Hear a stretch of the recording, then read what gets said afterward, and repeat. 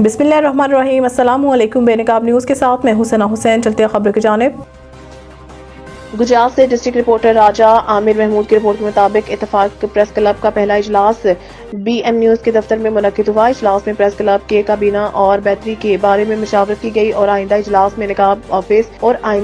बेनकाब ऑफिस में मुनक्किद होगा और न्यू काबीना का इंतखाब होगा और अहदेदारान का चुनाव किया जाएगा। ये इत्तेफाक प्रेस क्लब खारिया में अवामी मसाइल जराइम पेशा नासिर जुल्म के खिलाफ आवाम को इंसाफ दिलाने के लिए मैदान में आया है। खारिया शहर में हर सतह पर मसलूम की दात रसी की जाएगी।